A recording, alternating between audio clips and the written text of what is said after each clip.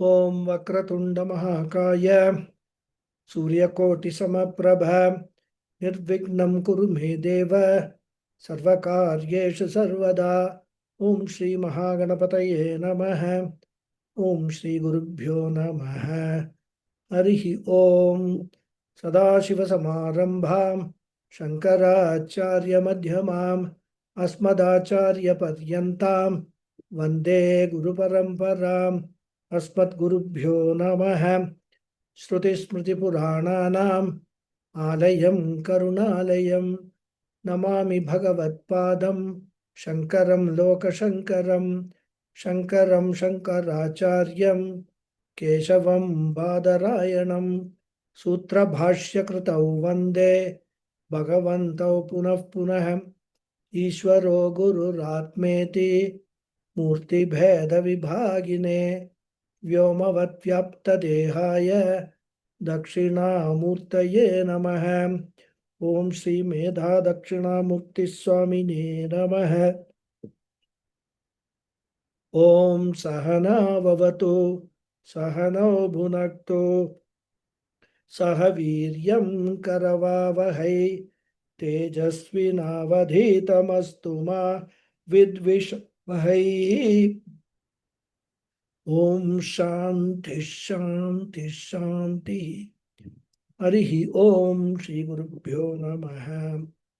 हरि ओम। ओम भद्रं कर्णेभिः शृणुयाम देवाः भद्रं पश्येमाक्षभिर्यजत्राः स्थिरैरङ्गैः स्तुष्ट्वागुंसस्तनूभिः यशेम देवहितं यदायुः।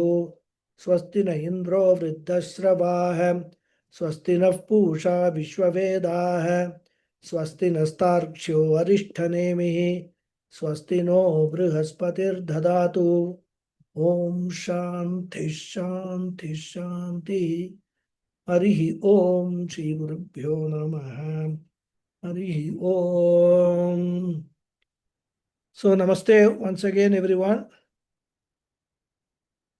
So we have started discussing the 13th mantra, the last mantra of the second section of the first mundaka. Okay, we will read. Tasmai saha vidwan upasannaya samyak prashantachittaya shamanvitaya enaksharam purusham veda satyam provacha tam tatvatah brahma vidyam. So we will also read the bhashyam which we are discussing in the last class. Yena vijnanena yaya vidyaya paraya aksharam adreshyadi visheshanam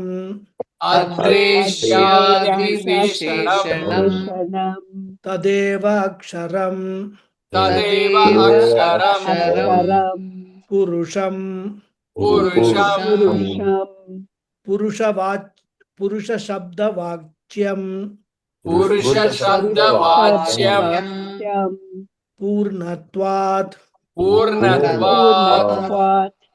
purishayanacha satyam tadeva paramartha swabhavyat aksharam cha Aksharam cha Aksharanat Aksharanat Akshatatvat Akshatatvat Akshayatvacha Akshayatvacha Veda Veda Vijanati Vijanati Tam Brahma Vidyam Tam Brahma Vidyam Tatvatah Tatvatah Yatavat Yatavat Provacha Provacha Prabhuyat Ityartah. Prabhuyat ityartah. Very good. So, after explaining in great detail how to reach the defining movement through introspection for the beginning of the spiritual journey by a qualified student going to a qualified teacher in the mantra number 12 of this section, the Upanishad now gives advice to the student as to how he or she should approach the teacher and seek what he or she is looking for in life. That is moksha through Brahma Vidya. So, in the previous mantra, three qualifications of the student was emphasized. In this mantra, two more essential qualifications on the part of the student are highlighted. The first one is the student needs to develop emotional maturity and stability of the mind so that he or she can manage and direct the mind to be calm and composed for undertaking the study of Brahma Vidya. And this is expressed by the word Prashanta Chittaya. One whose chitta, mind, is Prashanta, calm. And Bhashyakara explained this term as Uparata Darpadi Doshaya. One whose dosha, defects such as arrogance, anger, jealousy, etc., are subsided because these are all serious obstacles for attaining Brahma Vidya. And the second qualification is indicated by the word Shamanvitaya, which Bhashyakara explained as Bhāhyendriya Uparamena Cha Yuktaya, meaning one who has withdrawn the external organs, which are what? The Jnanendriyas and Karmendriyas, from seeking the external objects.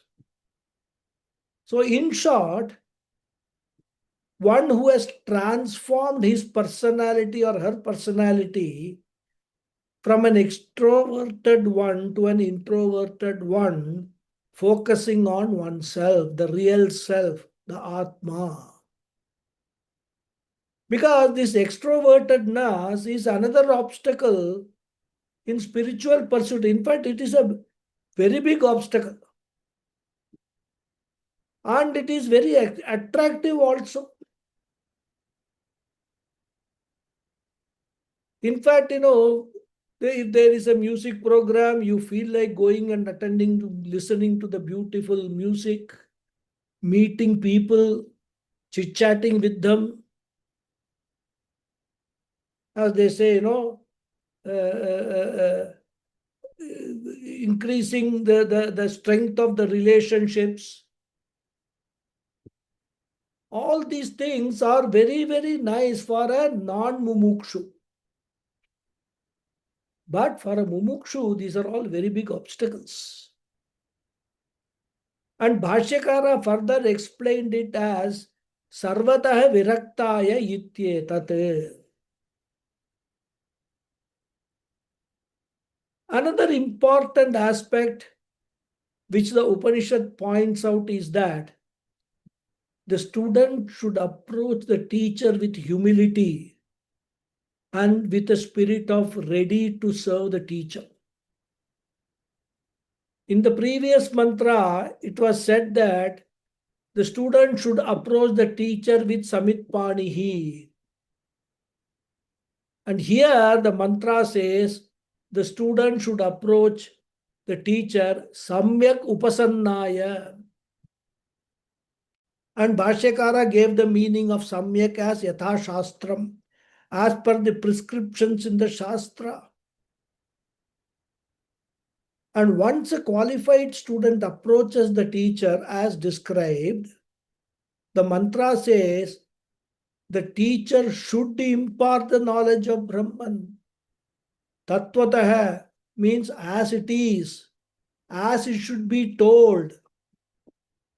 That is unfolding the knowledge of Brahman using all the prakriyas used in the Shastra to transfer the Brahma Vidya to the student. What are the prakriyas we mentioned? I mentioned a couple of them.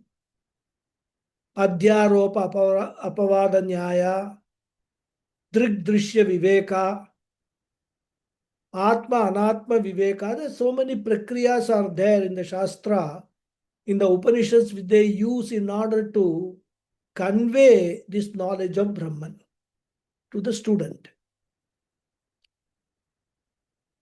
And the mantra defines Brahman with three specifications. Aksharam, Purusham, Veda, Satyam. Aksharam means imperishable.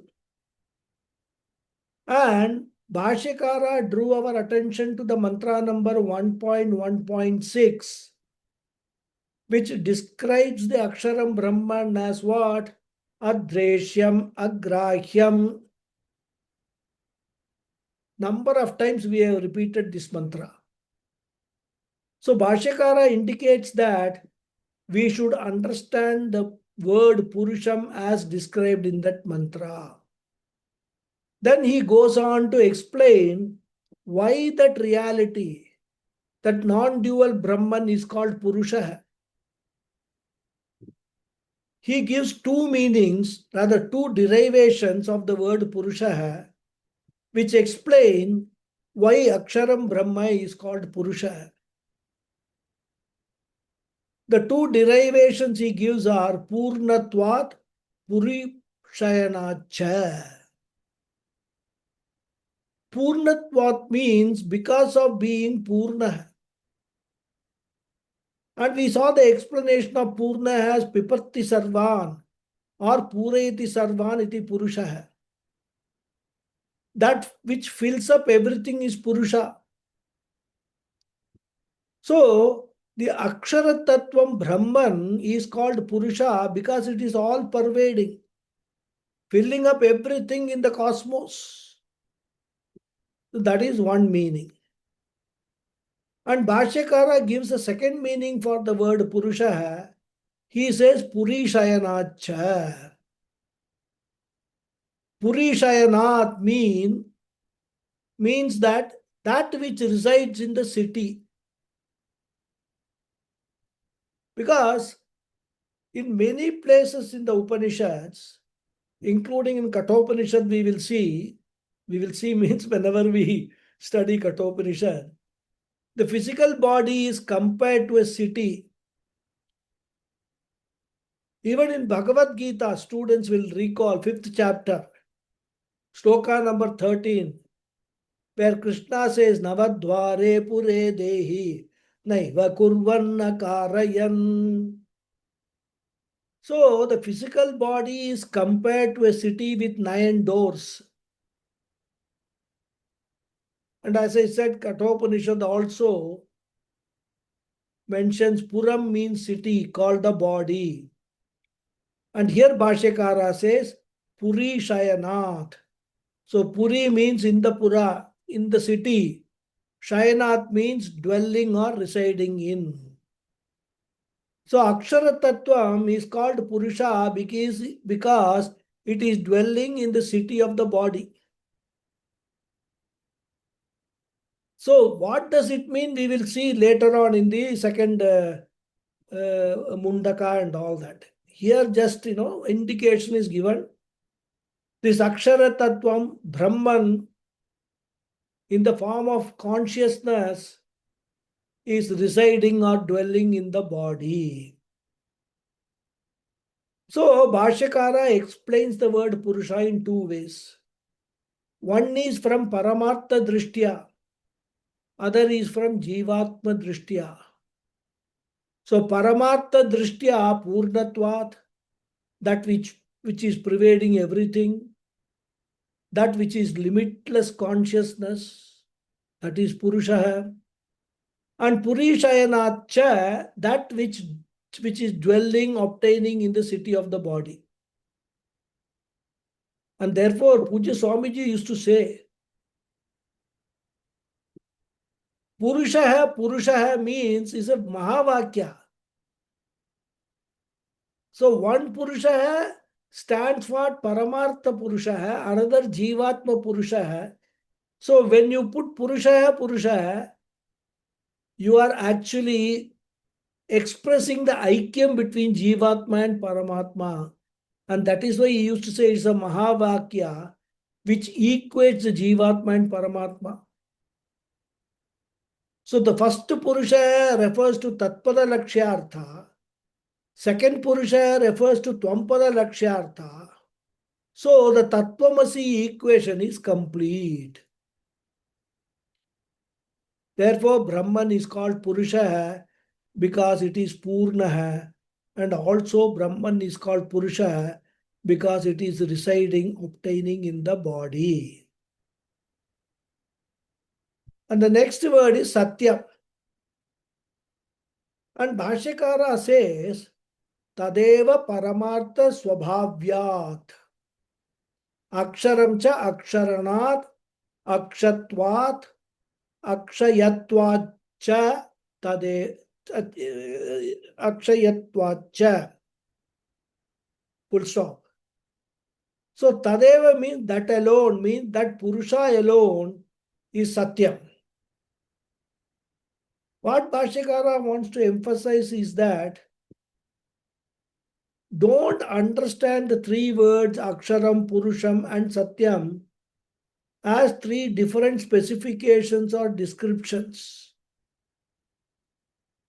He says the Upanishad is teaching one Akshara Tattvam, which alone is Purusham and which alone is Satyam. And that is why while describing Purusha, he says Tadeva Aksharam, that Purusha alone is Aksharam. And then while describing Satyam, he again says Tadeva, means that Purusha alone is Satyam. It is not that there are three things are separately taught. All three of them are referring to one and the same reality. Only from different angles, different words are used. And why it is Satyam? He says, Paramartha Swabhavyat. Akshara Tattvam is called Satyam because of its nature of being the absolute entity. Paramartha Swabhavyat means because of being of the nature of absolute reality.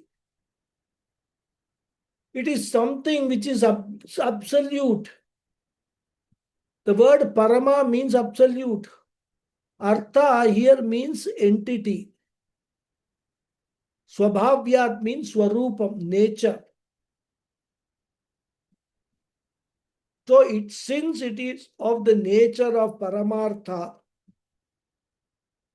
absolute reality, therefore it is called Satyam. Now, in the Shastra, this word Satyam is explained in three different different ways. We have discussed it earlier also in some context. Pratibhasika Satyam, which is subjective reality. Vyavaharika Satyam, empirical reality, and Paramarthika Satyam, absolute reality. So the Pratibhasika Satyam or subjective reality is the reality that the dreamer experiences during dream. For him, the dream is a reality, but a subjective one, because for him alone it is a reality and not for others. No one can see or experience another person's dream. And Vyavaharika Satyam, the empirical reality, is the reality of the waking world. It is the reality for all wakers, and this reality sustains as long as people are in the waking state. Even this reality also has got some subjective elements, because the same thing may be experienced by different people differently. Given the same temperature of the air conditioner in a room, one person may experience warmth and may want the temperature to be lowered, whereas the other person may feel cold and may want the air condition to be turned off. And I don't know what is your experience. My experience is this happens often with spouses. This is one of the bones of contention during night when you go to bed, especially in summer. So even the forget the feeling, even the perceptions change. In fact, in management schools and all, they show one nice video clip where they show that a person is walking on the street and a car comes and knocks him down. That's all. It's a very short, clip. Maybe little bit detail are there, 2 minutes or something. Then they ask the students to describe whether that person was a man or a woman, whether that car, what was the make of the car, what is the color of the car, whether the driver gave the horn before knocking down the person. So like that, 3-4 questions are given. And believe me, every student will come up with different answers. They have seen the same clip. But one student will say the car was blue in color, another will say it was black in color. So like that, even when we are actually observing things,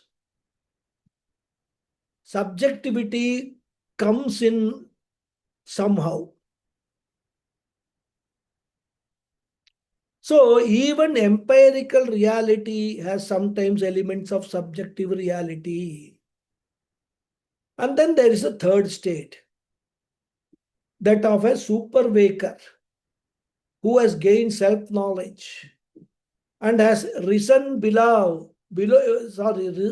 above the empirical waking world. This is called a Paramarthika Satyam, absolute reality, which is talked about as the only valid reality by Vedanta. So here Satyam is in the sense of Paramarthika, because this Akshara Tattvam is of unnegatable nature. That which cannot be negated any period of time is Paramarthika. Trikaleshu api tishtati. Where is that definition given? Trikaleshu api tishtati. Tattvabodha students should recall. So that is Satyam. So Satyam is defined in Vedanta is that which is unnegatable in nature. And therefore Bhashyakara says Paramartha Subhavyat Satyam. Because the Pratibhasika Satyam, like the dream world, is negated in Jagrata Avastha. The Vyavaharika Satyam of Jagrata Avastha is also negated in Jnana Avastha. But Satyam of Jnana Avastha, which is Paramarthika Satyam, cannot be negated in any state. And not only that, in all states, Paramarthika Satyam subsists in all states of experience. It is not that when we experience Pratibhasika Satyam, Paramarthika Satyam is not present. In fact, we experience the Pratibhasika Satyam and Vyavaharika Satyam only because of Paramarthika Satyam. Only because of the all-pervading Brahman, the absolute consciousness. And now Bhashyakara explains the word Aksharam. If you remember, this word is introduced in mantra number 1.1.5. And Bhashyakara should have given this definition in that context. But he didn't do that there. But it seems that now he realizes that oversight. And therefore, he takes this opportunity to give the definition of that word Aksharam here. He gives 3 ways to derive Aksharam.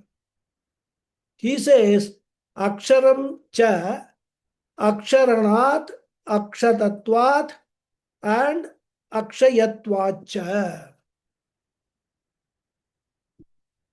Unless you observe carefully, all 3 words will look like the same only. Very small differences.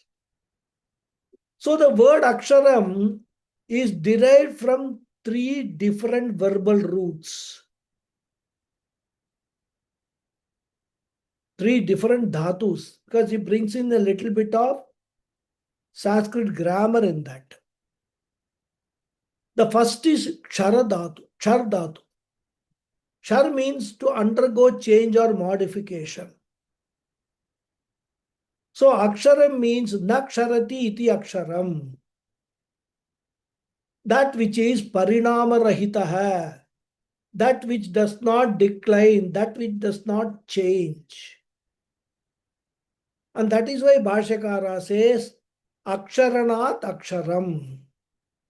That which is free from Kshara. That which is free from any type of modification.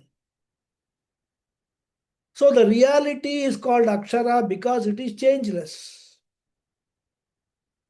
This is one derivation of Akshara.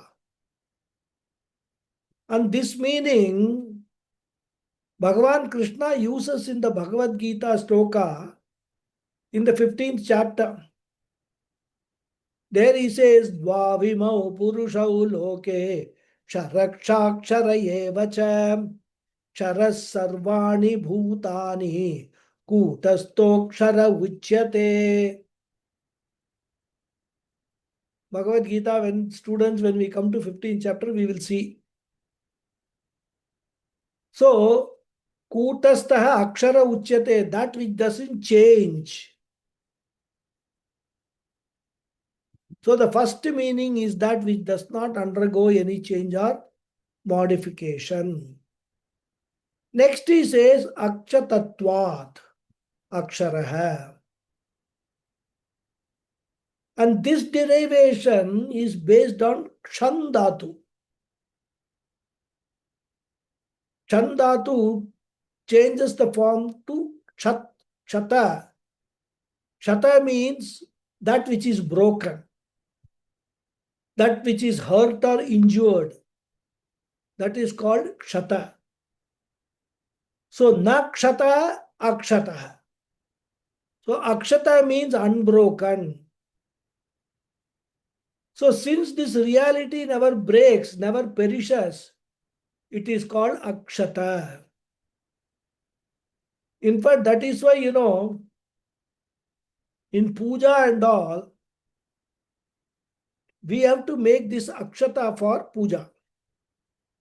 Akshata there, that we take a rice, whole grain rice, add some haldi, this turmeric,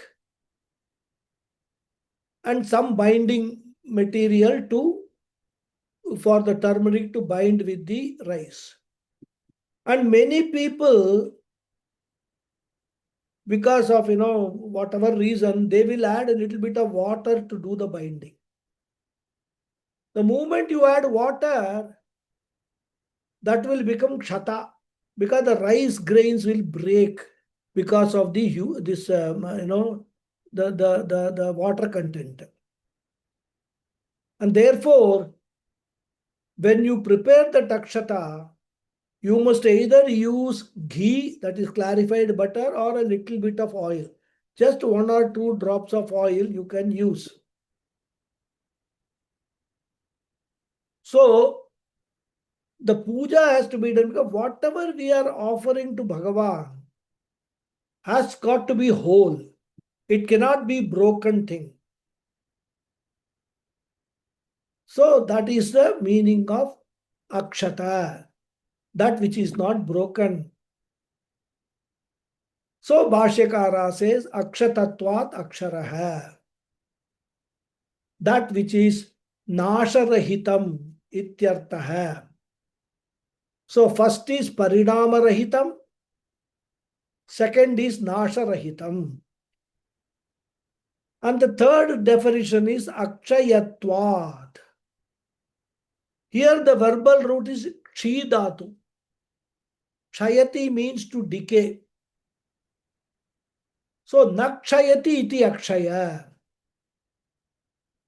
That which does not decay, that which does not decline is akshaya.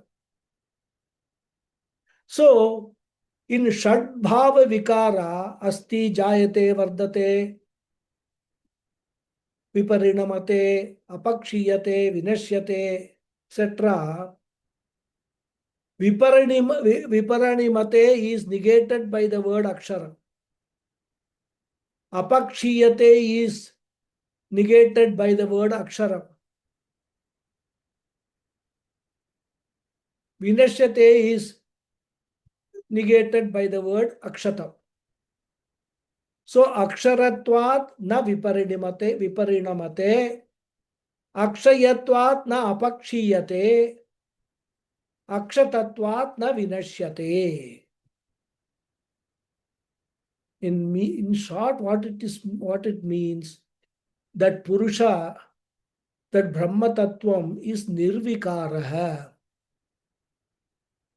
free from all sorts of changes, modifications, problems, injuries caused by time.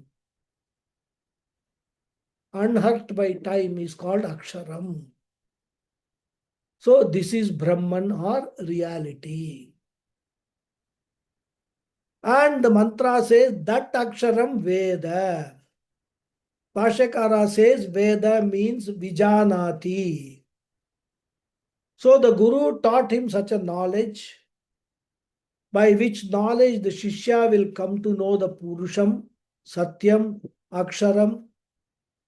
Such a knowledge he taught. So here the word Veda is a verb. It does not refer to Rig Veda, Yajur Veda, etc. Here the Veda is a verb with dhatu. And that is why he gives the meaning as Vijanati. And we have to connect the Veda with all 3 words. So the one who knows that Purusham, that Satyam, that Aksharam, in fact, in other words, one who knows Atma. Tam Brahma Vidyam Tattvataha Yatavat Provacha Prabhuyat Ityartaha. Tam Brahma Vidya means that Brahma Vidya, which is otherwise called Paravidya, the Guru, which the Guru taught. How did he teach? Tattvataha. Excuse me. Tattvataha Bhashyakara explains as Yatavat. Yatavat means properly in the way that it has to be taught. Adhyaropa apavada nyayena. Provacha, properly he taught. Provacha is the verb in the moolam, is equal to prabhruyat ityartaha. And here Bhashyakara says, even though here in the verb no commandment is indicated, because provacha is not a, it's just he taught. He can say spoke about, mentioned. It does not indicate it is not a commandment.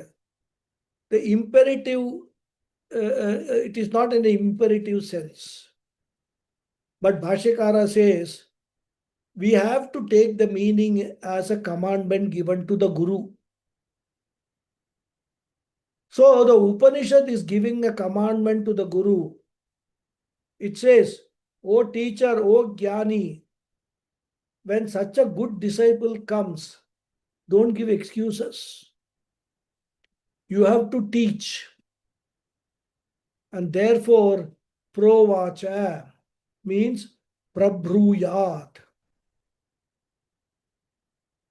So you have to take it as a Vedic injunction to the Guru. And that Bhashyakara clarifies. Acharyasya api ayam niyamaha yat nyaya prapta satchishya nistaranam avidya mahodadehe. He explains why he is converting provacha, which is not a commandment, into prabhruyat, which is a commandment. Prabhruyat is a vidhilinga lakara. Bhashyakara says, Acharyasya api ayam niyamaha. For a jnani also, there is a rule to be followed. He says api. What does the api indicate? It indicates that not only the Shishya has got the rules how he should approach the teacher, etc. The Guru also has got a niyama, certain rules to follow. And what are those niyama, or what is that niyama? Sat Chishya Nistaranam. Nistaranam means, Satchishya is, Satchitya. Nistaranam means uplifting, saving a good disciple. Satchishya means a qualified disciple. So here the word Sat refers to Sadhana Chatushte Sampanna Shishya. When such a good qualified Shishya comes, the Guru has got an obligation, a duty to uplift the Shishya, to save the Shishya from the shackles of samsara, the bondage of samsara. And not only is such Shishya, but also Nyaya Praptaha, who has approached the Guru according to the rule. Nyaya Praptaha means who has come according to Nyaya, according to Shastric injunctions. And Nistaranam, from where? Uplifting from where? Avidya Mahodadehe, from the ocean of ignorance. Therefore, the Guru has an obligation to lift that qualified student by teaching. And therefore, we must interpret it as a command to the Guru. let the Guru teach. Guru should teach. Now a question can be raised. And that is, Acharya was described in the previous mantra as Shrotriya and Brahmanishta. And a Shrotriya Brahmanishta, especially a Brahmanishta, is one who is abiding in the wisdom of I am Brahmasmi.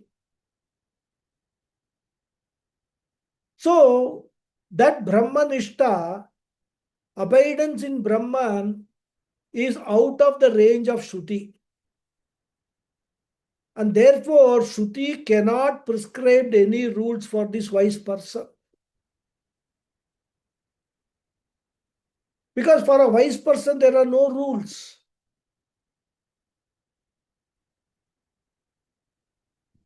In fact, theoretically, a wise person, because he is not going to attract any agami karma, even if he commit some adharmic activities, there is no papa. The normal Shruti rules does not apply to a wise person. Such a person is out of jurisdiction of Shruti. Shruti cannot tell that the wise person should do this or do that. So they are out of the game. As long as you are in the game, all rules are applicable. And once you are out of the game, no rules can be applied. And therefore, how can there be a statement as niyamaha, which Bhashyakara is saying? Because a wise person doesn't have any rule to be followed. In fact, there is a beautiful saying, Nistray gunye pati vicharatam ko vidhi ko nishedah. So a person who is vicharatam, who is moving on the path or in the realm of this Nistray gunyo, Nistray gunyaha, means beyond the three gunas, means one who has owned up oneself to be beyond the three gunas, gunatitaha. For that person, ko vidhi ko nishedah. What injunction can be there? What prohibition can be there for this wise person? These are rhetorical questions. It means there can be no injunction as long as a person is within the realm of, as long as the person is outside the realm of gunas.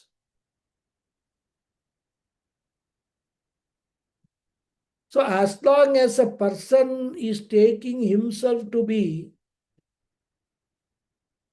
sattvic, rajasic, tamasic, gunayukta, till then this person is within the range of Shruti, where Shruti can prescribe that a sattvic person should do this and not do this. Similarly, a rajasic person, this needs to be done.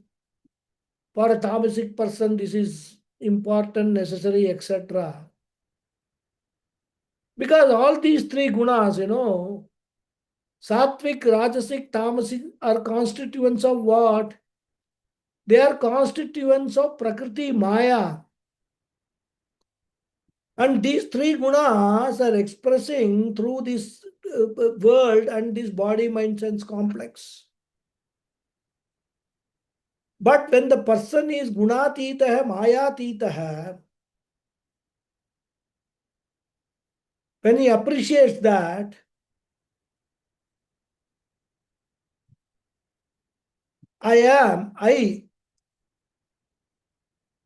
the I is free from all three gunas, is not identifying with the body, mind, sense complex. For such a person, Shruti cannot prescribe any vidhi or any nisheda. And therefore, what is the meaning of this word, I am niyamaha? The Bhashyakara will not say something which is controversial. And even if he says, he will give some clarification for that.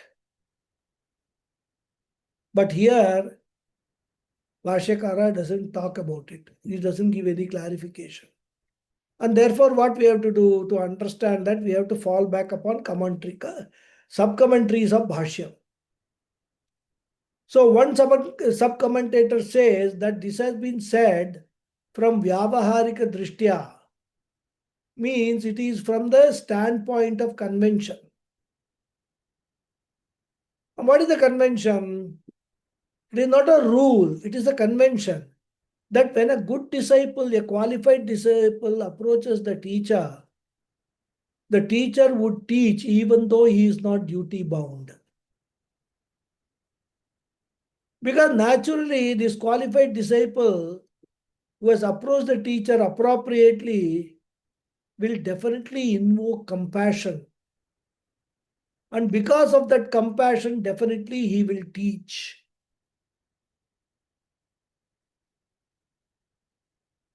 And therefore, even when we actually seek admission in the Gurukulam,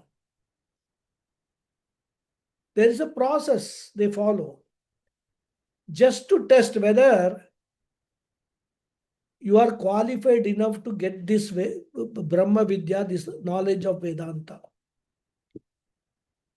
As I used to say, in our batch, 110 students applied. In the first lot, 50 of them were rejected. They were not given admission. Everyone was called for interview and all.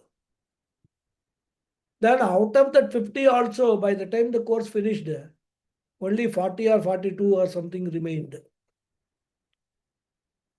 So therefore, the teacher goes through a process, and when he finds a qualified student wants to seriously learn this Vidya,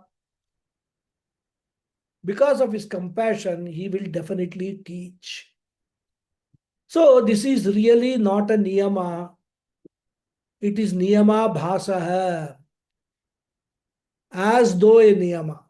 Resemblance of a niyama. It's something like a niyama. It's an observation of the Shruti. And therefore, what we must understand, an Acharya who is Brahmanishta is not bound by any such rules. In fact, in Gita also in the 3rd chapter, we see a similar expression which appears like a commandment to the Jnani teacher. Sakta karmanya vidvamsaha yatha kurvanti bharata kuryat vidvans tata sakta chikirshur loka sangraham.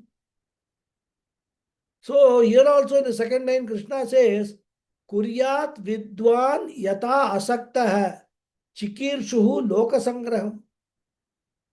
The word kuryat is vidilinga lekara, representing a commandment.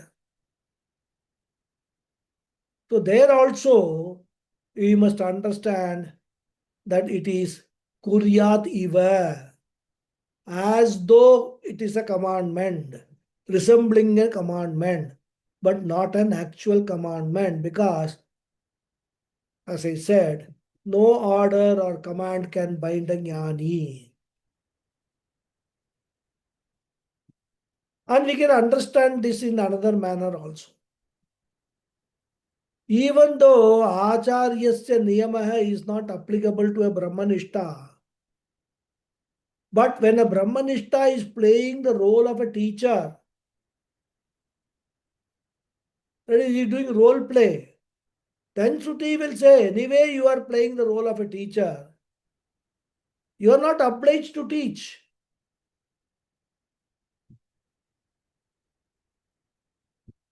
When a person approaches the teacher, whether he is qualified or not qualified also, if the teacher doesn't have an inclination for teaching, he need not teach. But when he is playing the role of a teacher, Shruti says, why don't you teach? whenever a qualified student comes asking for teaching. So this observation can be understood as a part of role play also. And here Puja Swamiji adds one more note. He says, in our sampradaya, in our tradition, there is this practice that any person who has got this knowledge will be teaching continuously. He will be teaching, especially if a person is only Shrotriya and he is on the way to get Brahmanishta. Then this teaching itself becomes a sadhana. It becomes mananam and nididhyasanam. And naturally, it will give more and more clarity and also conviction. And that is why, I often tell my students, don't think I am doing any favor to all of you by teaching. I am actually doing myself favor by teaching, because throughout the week, 24/7, I am doing what? Mananam and Nididhyasanam only. When I am preparing the notes for these classes, that is exactly what I am doing. Where many times when I see my own notes from the Gurukulam, I get doubts. And I need to clarify those doubts before I come before you. Because if you ask me the doubt, I cannot say, no, I don't know about it. So Mananam and Nididhyasanam is a continuous process for a person who is Shrotriya and he is on the way to get Brahmanishta. So this teaching itself is a sadhana for a sadhaka. If a person is not a Brahmanishta, then this will help the person to do this Brahmabhyasa. Puja Swamiji used to use this word Brahmabhyasa. Brahmabhyasa means what? Tat katanam, tat chintanam, anyonyam tat prabodhanam, ekadeka paratvam cha, brahmabhyasam vidurbuddha hai, ajnanabhyasam vidurbuddha hai. So this becomes a Brahmabhyasa. Abhyasa means what? Repetition of dwelling upon Brahma. So this teaching also becomes a sadhana for a sadhaka. So Puja Swamiji, this additional note he adds there. And that is why, Puja Swamiji used to suggest every student who has completed the course, if his or her situation permits to teach, like, no serious family responsibilities or any other obstacles preventing them from teaching, he used to start conducting classes. He used to say at least once a week on weekends you start teaching. The first advantage is that it will give more clarity about the subject to the teacher. And the second advantage is that people who have not yet been exposed to Brahma Vidya will get an opportunity to learn about Brahma Vidya. And if they are inspired and have sustained interest, they will continue the pursuit. And most importantly, he used to say that this continuous teaching will help the tradition to continue, the Guru Parampara to continue. So these are the advantages of teaching. And any teacher will be always very proud if his students also start teaching. And this is very important because teaching what one has learned, sharing one's knowledge of the subject is also a way to express one's gratitude towards the parampara. One has received so much from the tradition that there is a sense of gratitude that so much I have received, and let others also get the benefit of it. And therefore, he or she is very happy as the teacher doesn't have any expectation. If somebody is learning very well, attends all classes, he is there in the class 5 minutes before the class beginning time. There is a sense of commitment. That itself is very satisfying to the teacher. Of course, even otherwise, he or she will be satisfied. But teaching really makes him or her more satisfied. So when Bhashyakara says, Acharyasya api ayam niyamaha, we have to understand all these ideas within that small sentence. So with this, the 13th mantra is completed. And also with this, the second section of the first mundaka is completed. So we have completed the first mundaka, both the sections. Practically 1/3 of the Upanishad is completed. And therefore, what we will do, we will not be able to complete. We will start reading all the mantras of the second section, and we will see the summary of the mantras. Continue in the next class also. Okay. So first we will read the first 4 mantras of this section. All of you ready? Unmute yourself. Yeah. Tadetat satyam Tadetat satyam mantreshu mantreshu karmani karmani kavayah kavayah yanya pashyan sthani yanyapashyantani tretayam ayam bahuda santatani buhasantatani tanyacharatha anyayarchata niyatam niyatam satyakamaha satyakamaha yeshavah pantaha yeshavah sukritasya loke loke yada lelayate elayate yarchihi chihi samidde havyavahane Hare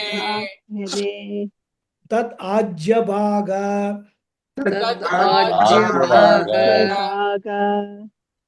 avantarena Avantarena ahutihi Avutihi pratipadayet Pradayet yasya agnihotram Agnihotram adarsham Darsham apaurnamasam Masam achaturmasyam Chaturmasyam anagrayanam Anagrayamam atiti varjitam cha Atiti Vajitam ahutam Ahutam avaishwadevam Vaishwadevam avidinahutam Avidam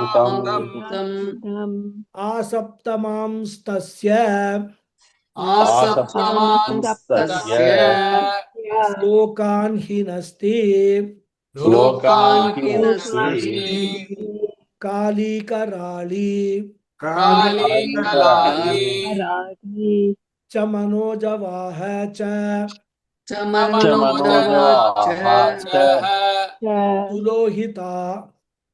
sulohita ya cha sudhumravarnaha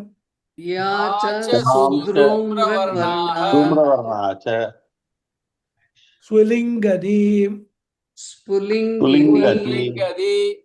vishwaruchi vishwaruchi cha Vishwaruchi cha devi lelayamanaha Devi Velayamana Iti sapta jihvaha. Iti Iti Sapta Swaha. Time is up. So we will chant these four mantras in the next class beginning, and then I will give you the summary of these four mantras. Okay. So we'll try to finish this summary in the next class. Om Purnamadav Purnamidam Purnaya Purnamudachyate Purnasya Purnamadaya Purnamevasishyate. Om Shanti Shanti Shanti. Harihi Om Shri Guru Namaha. Harihi Om. Dhanyavad everyone. Thank you very much. Thank you very much, Guruji. Thank you, Guruji. Namaskaram, Guruji. Thank you very much. Namaskaram. Guruji, I was not somehow in sync with the thing. Sorry? I was not in sync with what you read out now. Ah. Now we have gone into Mundaka 2, Khanda 1. No, not yet. See, usually our practice is after we finish one section, Correct. we will read all the mantras of the section. My and then mistake. I will explain. I will not do it each mantra. Okay. But I will club some 3-4 mantras, which have got a common theme. Okay. And I'll give a brief summary of those mantras. It's more of a revision for us. That what we have seen in this section. Before going to the next section.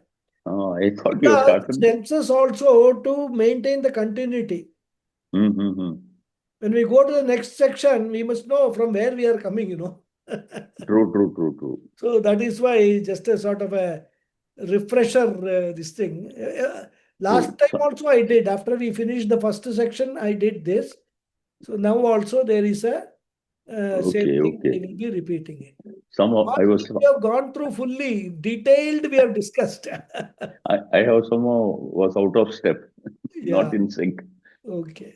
Thank you very much, Guruji. Namaskaram. Hariom. Thank you, Hariom. Thank you. So any question? No hands are going up. So right then we will close the session and then continue next week. Okay. Hariom. Thank you all very much once again. Thank you, Guruji. Namaskaram, Guruji. Namaskaram. Thank you. Thank you, Guruji. Thank Hari you. Om. Hariom. Thank you.